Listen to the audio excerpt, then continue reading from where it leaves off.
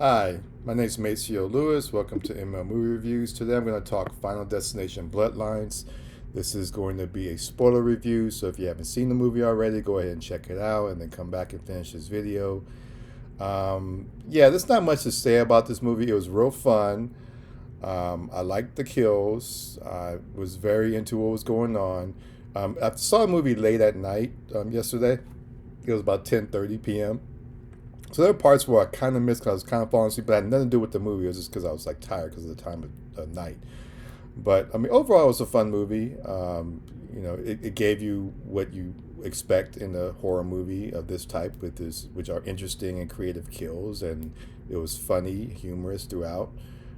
So yeah, I had a good time. No, it's not going to be in my top 10 of the year, but it was a solid, enjoyable experience, I'll say. But really, what this movie is about is a kill. So I'm not going to go into in-depth analysis about character development or anything like that. I mean, obviously, you're not going to get much of that in this type of movie. But I'm just going to go straight to what I think were the kills that stood out, and then I'm going to pick which one I thought was the best overall kill in the movie.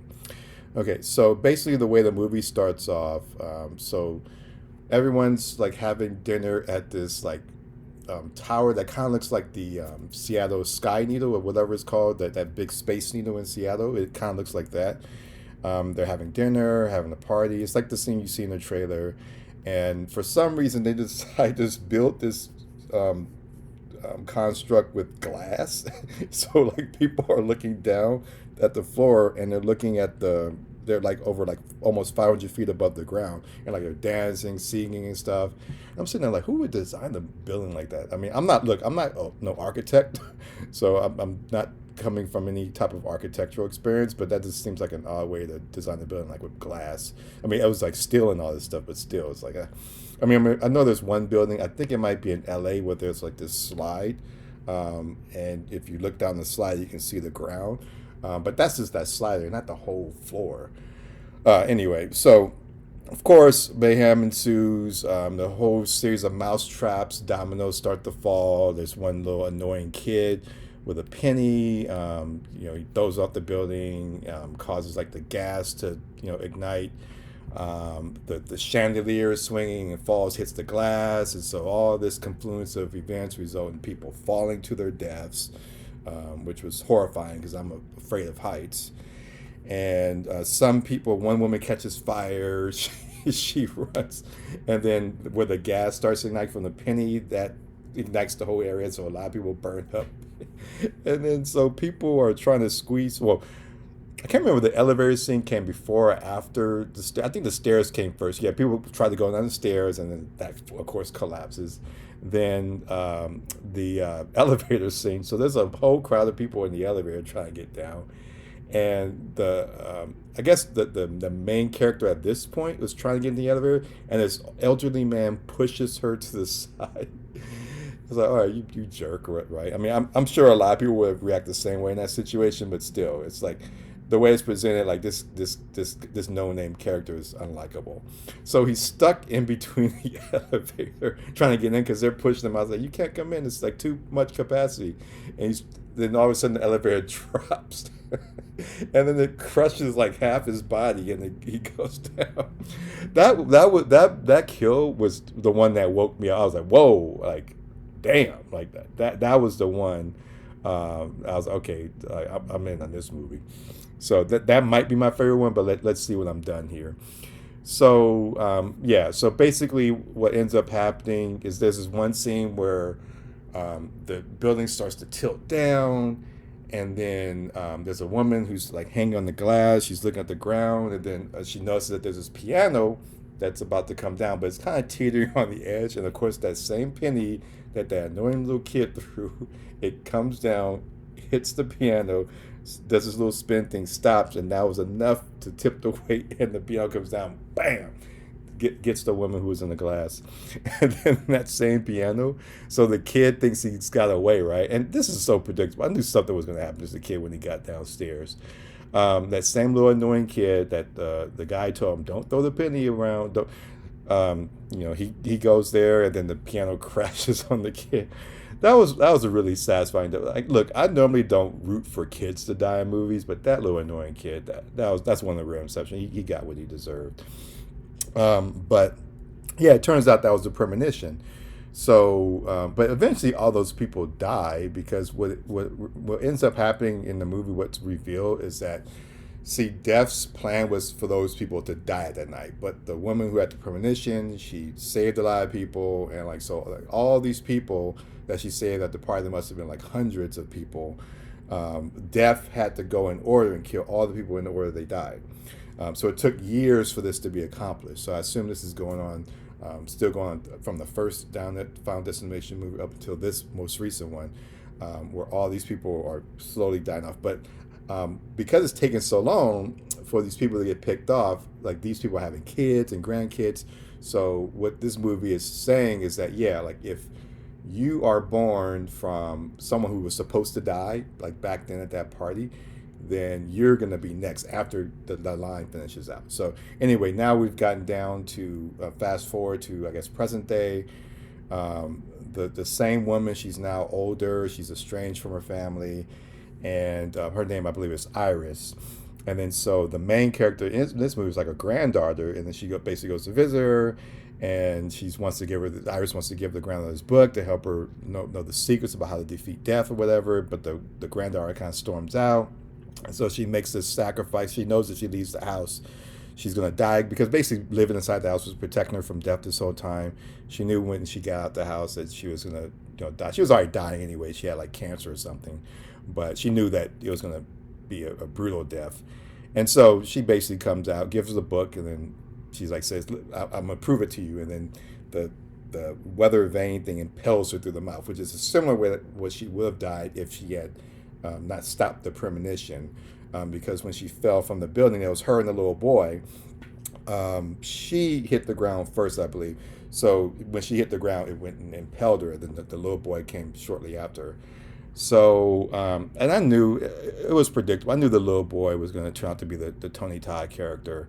That was a that was no suspense there. I knew that was going to happen. So anyway, that there's that death, and then so we get to the lawnmower scene. So basically, a whole domino effect thing. You got the broken glass, the piano, the rake, and like it turns out. So the mother who was estranged, the mother of the granddaughter, she comes back into the picture.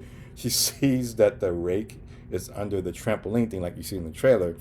So she takes the rake, moves it, and puts it on the fence.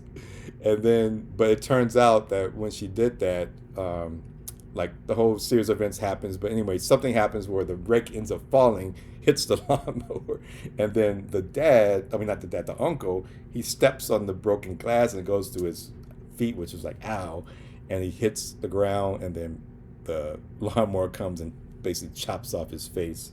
So that's the first family death in the present day, or after the grandmother. Then the next big one was the garbage truck one. So basically, this was like the fake out scene. So we're told in the movie that death is going to come in order, and in order of which siblings came first. So the kid Eric was believed to be the older sibling of Julia. So we're expecting Eric to bite it, and so we have that scene in the trailer where he's in the, I guess it's like some bar or something, and his ring gets caught in the fan, and he falls into the fire. And so from that scene, we're thinking, oh, he's dead. Turns out he wasn't. The jacket that he was wearing saved him, and so we're expecting to see Eric die. Right, we see that scene in the trailer where he backs up and it appears like the truck is going to come and hit him, and of course that doesn't happen in the movie. It just drives by. And so the granddaughter, what's her name, Stephanie, she's like noticing all the dominoes, right? She sees like some saw on the tree. She sees the ball that the kids are kicking, the garbage truck, and so she can't really piece it how it's going to happen, but she sees like all the pieces there. What ends up happening is, something happens, and the saw thing falls. The ball hits Julia, and she falls into the trash can.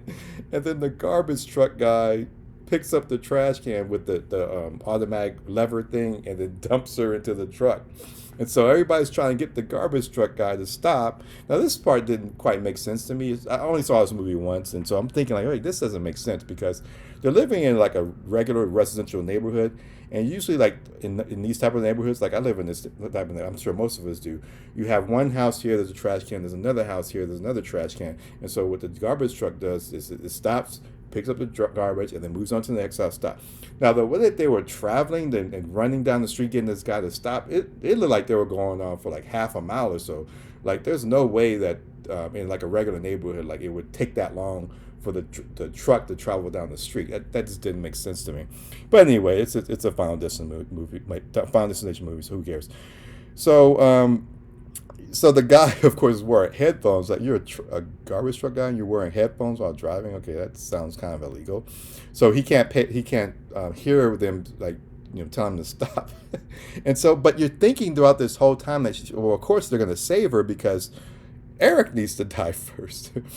But it turns out that she actually got crushed by the garbage truck.